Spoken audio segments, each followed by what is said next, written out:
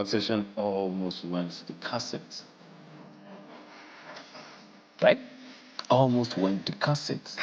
But eventually we found ways around, but it almost went to cassettes. Remember our word, our trivia for today? The cassette. Have you even checked it out?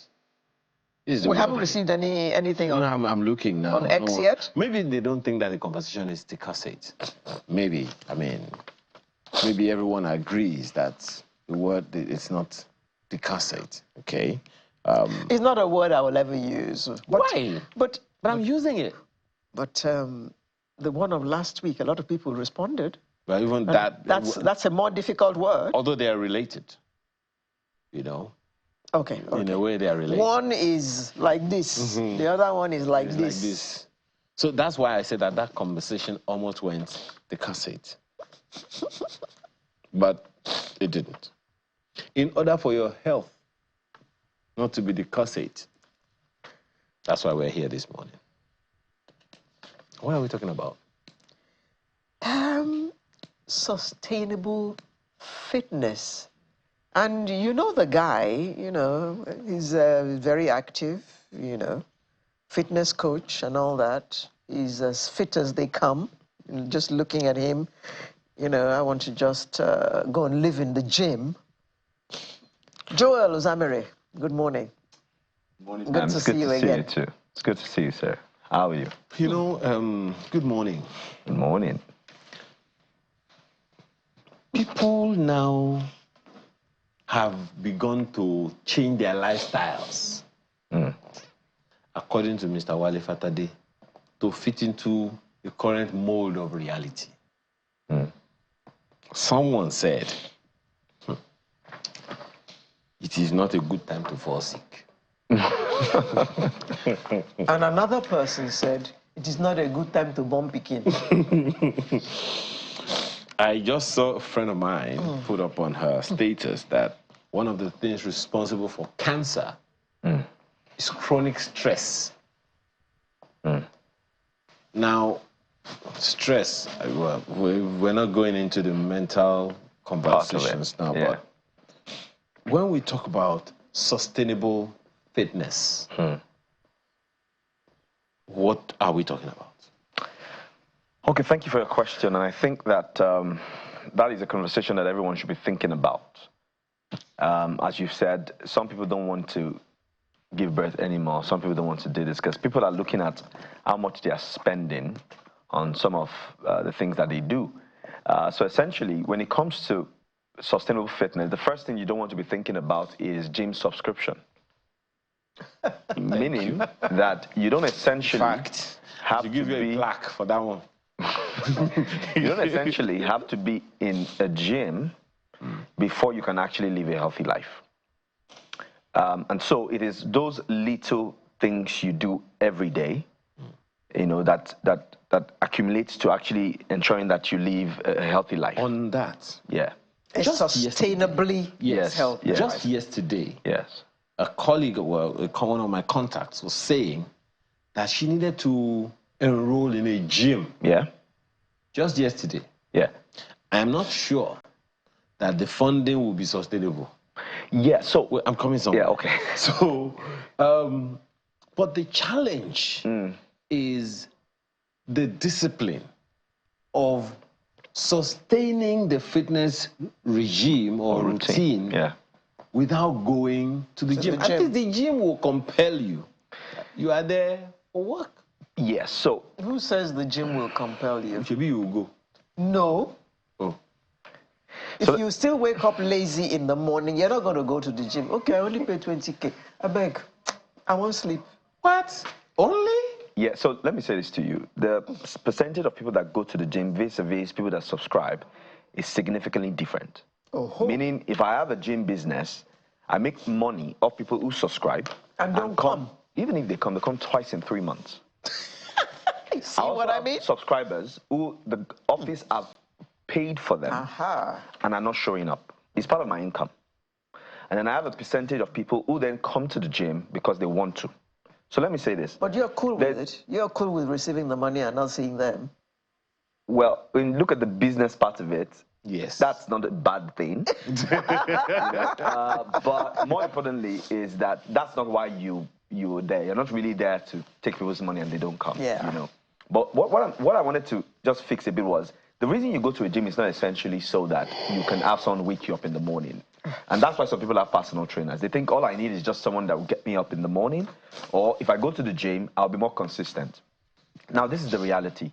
One of the reasons that you can decide to say, okay, I will go to a gym first is because of the physical assessment and exactly what you need to do. So you might think that you know what you're supposed to do, but you will need a fitness professional to help you know what your true goals are and, you know, ensure that this is how to, you know, this is where you're going to and this is how to get there. That may be something that you will need someone to do, but you don't necessarily need a gym or to be in a gym to do that. You can have a fitness professional outside of a gym help you with what to do. So the reason you go to a gym or get a personal trainer is not essentially because you're lazy and you don't want to do it. That may be part of the benefit, but essentially it's that you have the right knowledge, you have the right information, you are doing the exercise properly. I've told you before, you can undertrain and you can overtrain. And that's put me to my second reason why people are not, their fitness is not sustained, why it's not long-term. One of the major reasons is discouragement. Thank you. Yeah. Sorry, did you see that discouragement? Is the reason I wanted to punctuate you. Wait. So I have this fitness app on my phone. Okay. Whenever I want to go on a long walk, okay, I put it in my pocket. Okay. Just to measure stuff. So on Thursday, yesterday. What is a long walk? Oh, long walk. Wait How now. many miles? Wait. Oh, sorry. On which day was it? On Tuesday, I took 8,030 steps. Okay. Which was 5.83 kilometers the whole day. Okay. Right? It said, okay, mind you, 8,030 steps. Says my movement was 237 calories. Yeah. On Thursday, I took 6,323 steps. 5.43 kilometers, but I burnt 293 calories. Yeah. Help me understand. Really? Okay, so more steps, less calorie loss. I can tell you why. So because some people will be saying, I took so many steps, I walked.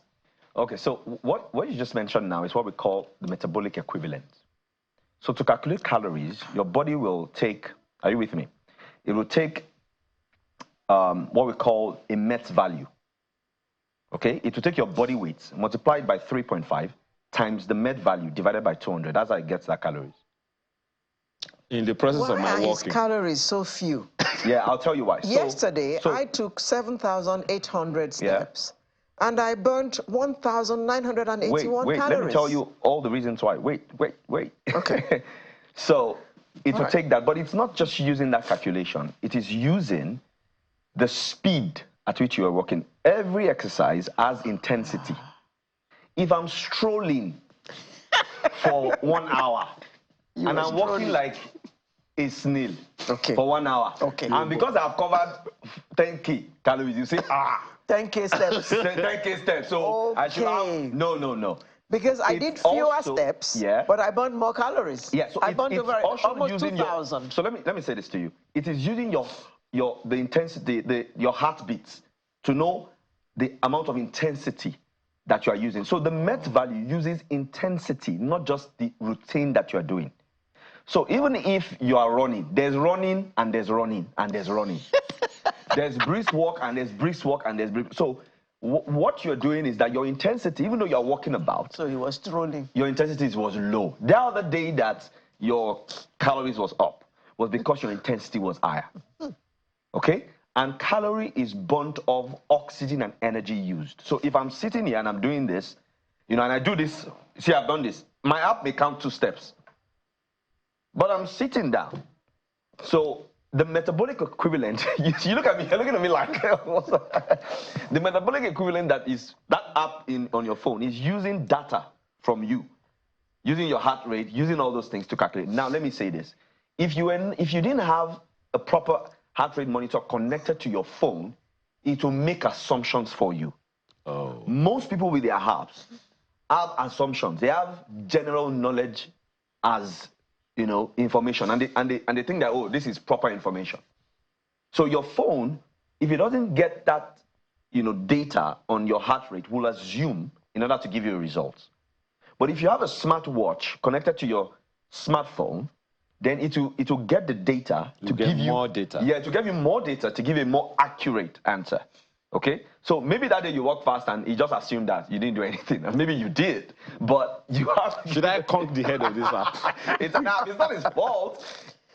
It's something you can calculate yourself. So a proper fitness trainer, which is what we do at the Institute, we train people to be able to calculate people's calories and tell them exactly what it is, even before the app tells you. Maybe to be off 1 or 2. And the human mind is more accurate because it's fetching from what it can see. Okay? So that is why some people waste their time in the gym, which is the point I was going to. You're in the gym first month, second month, third month, no change. You're like, forget about it. This thing is not working. And so you get discouraged, and then that fitness is not sustainable. But if you're doing the right thing and you see result the first month, you'll be like, wow.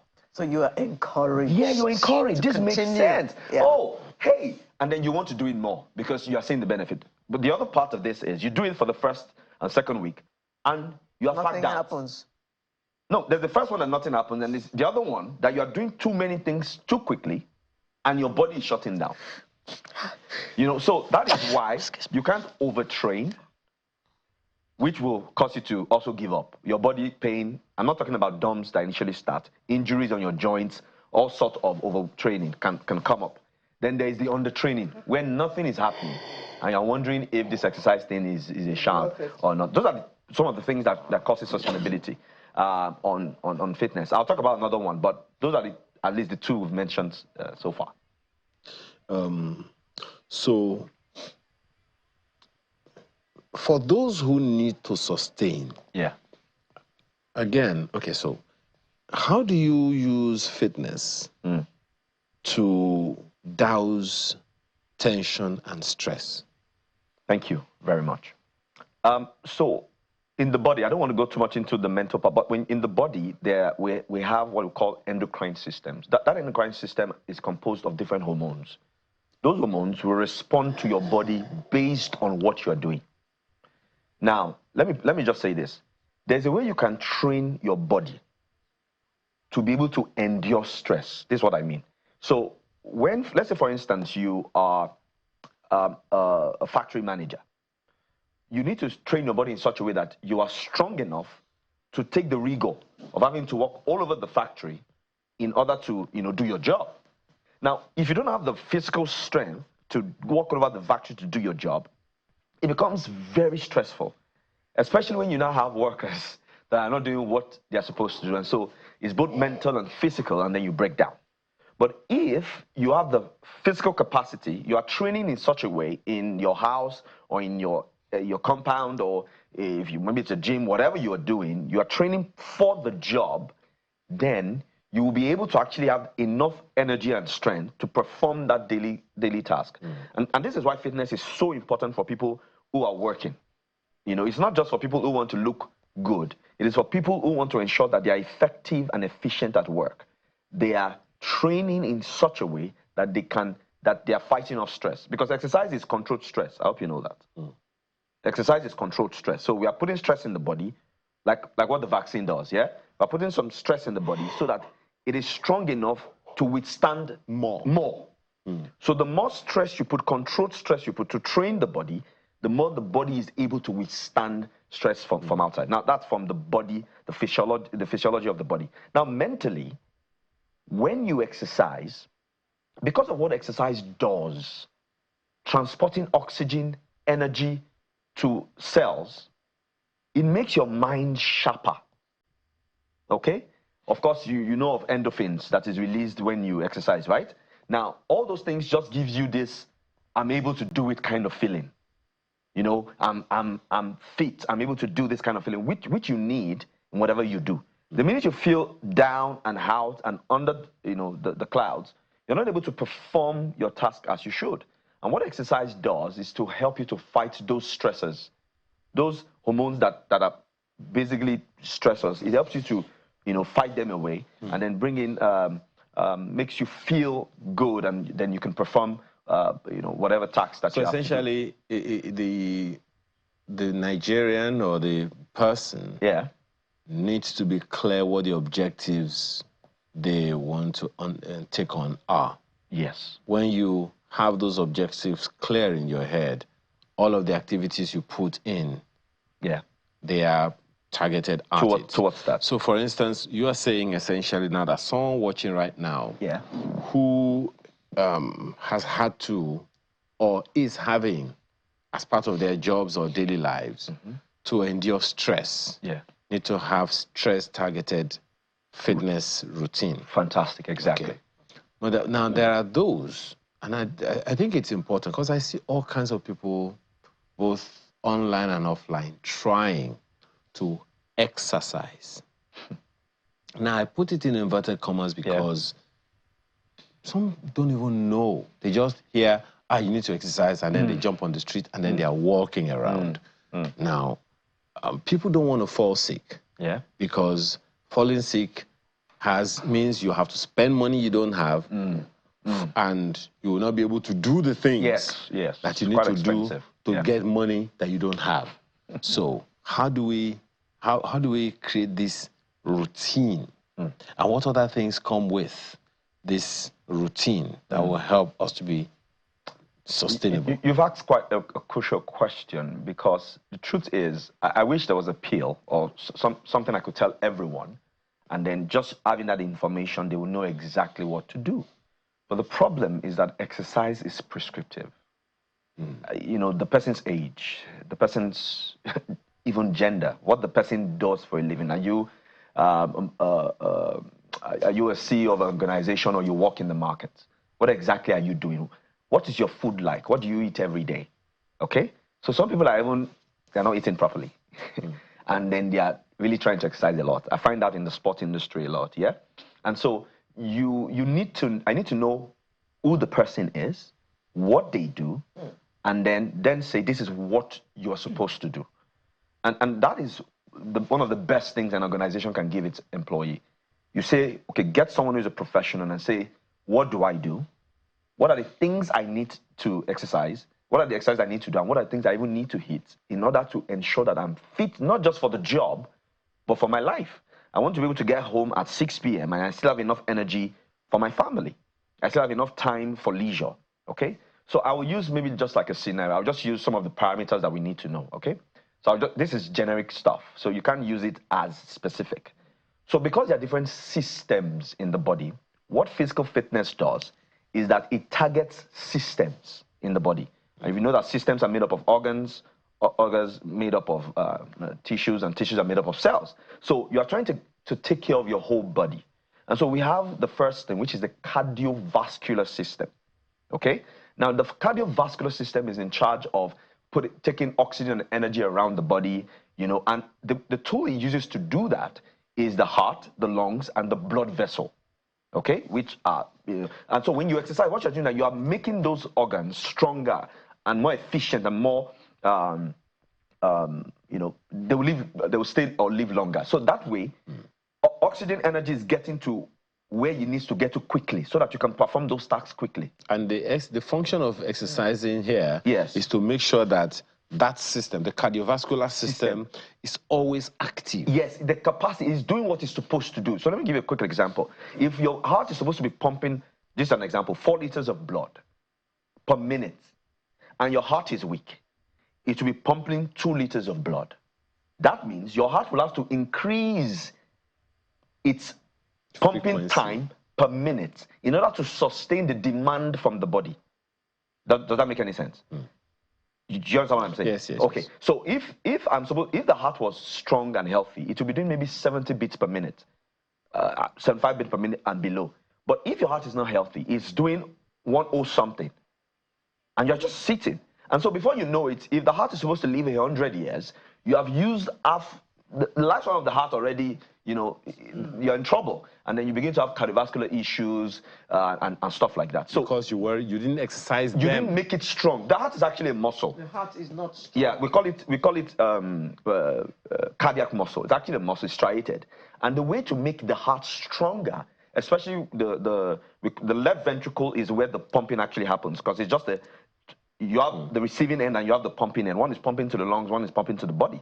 And so those parts that pump to the body and the lungs are made strong through cardiovascular exercise. Capillaries are formed that transmit oxygen and then they are stronger. And because they are stronger, you know, it's called the myochondria, the muscle there. And so the more they give oxygen to the body, the less likely for sicknesses. Yes, obviously. That's the meaning of your immune system is high. Really, in that sense. Okay, so let me take you back a bit. Yeah. Before one begins to exercise, does one have to see a professional or someone like yourself? Yes, they do. That's the simple truth. No matter the age? Yes, they do. Even if it's a one-time consult. Even if it's a one-time, where do I go from here? It is quite it's necessary. And I'll be honest with you, I have clients that all I do is just design a 1-month program for them. And they go. I can show you something on my phone of someone who sent in some results, okay, of the workout they did yesterday. I wasn't in Lagos, but they sent me, you know, those things. And there's progress. I can see what they are doing. After a month, I go through what they've done, because there's something called progressive overload. You must not just train, you must continue to make the body stronger. Remember that we said you put by degrees. Yes, exactly. So, and you can't overdo it. So you are checking how often did they go to the gym this month? Did they have any other thing in their life that affected them? Did they lose someone? Is there anything happening in their life that is causing stress? So that you can remove this exercise, add something that is more fun, and then so you're managing that. And that is really what you need. And that's the reality. But guess what? Over a period of time, maybe after 2-3 months, those people have become knowledgeable. They become knowledgeable enough to know how to handle themselves. Then when life happens, maybe they get pregnant or they have a surgery or something, then they can come back and say, I need help. I don't know if you get it. Okay. But you need that supervision.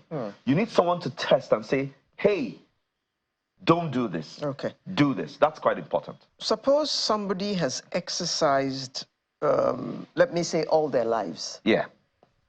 And they've never been to a professional for advice. Yeah. And in old age, they want to continue to exercise. Yeah. Do they, at that point, need... Yeah, I can tell you free of charge that they do. Do you know the reason why? Because that is where they will get, and I can tell you this, anyone that's been experiencing for a long time without a professional will have some injuries in their body. Free of charge. This is just free of charge, and you just punched someone. No, it's a reality. You know why? You just punched someone in the tummy. Because physiology, you know, when I'm talking to my students about biomechanics is how the human body moves. Full stop. You can't know it by guessing. You don't by error build channels television. You don't by error dress properly. You have to be deliberate. You have to know exactly what you're doing. How does this joint move? Do you know the movements it can do? All I do, yeah, okay. There are some movements this can do that this can't do, right? Yeah. Yes. Okay. So when you're training, does it matter? There's pronation, supination. That's what you just did. Yeah, exactly. Is that because it? For next week. For next week. You know, so the body moves in different ways. And so even though you are getting some results and all that, it will come, you will pay for it. Long and short, you need to be advised. Okay. Yes. That's the reality. All right. You'll be hearing from us. Not from your lawyers, thankfully. Not from your lawyers, thankfully. Thank you so much. Thank you so much, Joel Zamere, a fitness coach. Truly appreciate your time this morning. Thank you so much. Okay. I guess that's to tell you that there is that information you can use in the course of your week. We don't want you to fall sick, so it's the minimum you can do. It's costlier than sustainable fitness. We'll be back for the home stretch, and they say it's not a shim, it's a she.